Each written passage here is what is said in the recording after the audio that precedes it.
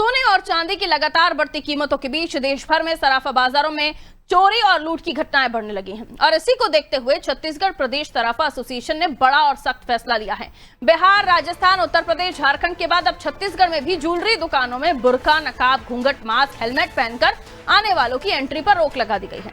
छत्तीसगढ़ प्रदेश सराफा association के अध्यक्ष कमल सोनी ने बताया कि हाल ही में गरियाबंद जिले के नावापारा राज्य में स्थित एक ज्वेलरी शॉप पे करीब 1 करोड़ रुपए के सोने चांदी के जेवर चोरी हो गए थे। इस घटना के बाद प्रदेश भर में सराफा व्यापारियों में भय का माहौल है। उन्होंने कहा कि बढ़ती कीमतों के कारण आने वाले दिनों में चोरी, लूट और डकैती की घटनाओं में इजाफा हो सकता है।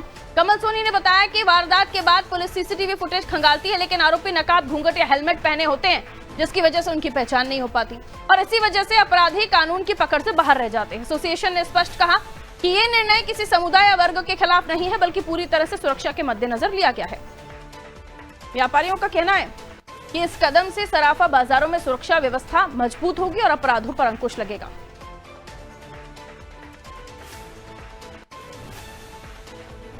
तो मास्क, हेलमेट, बुर्का, घूंघट, इन सब के साथ आपकी एंट्री पर बैन हो सकता है अगर किसी भी तरह से आप अपने चेहरे को ढक कर पहुंचते हैं।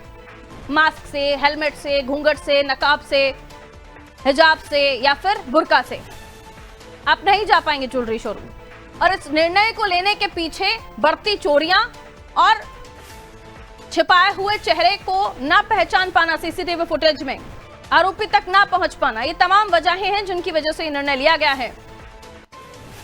और ये इस तरह के बोर्ड्स भी लगा दिए गए हैं ज्वेलरी शोरूम के बाहर, जहां हाल ही में छत्तीसगढ़ में 1 करोड़ की चोरी सराफा कारोबारी की हुई थी, जिसके बाद से ये निर्णय लिया गया। नो नकाब, नो बुर्का, नो हिजाब, नो घूंघट, नो हेलमेट, किसी भी तरह से चेहरा कवर करके अगर आप पहुंचते हैं तो नो एंट्री।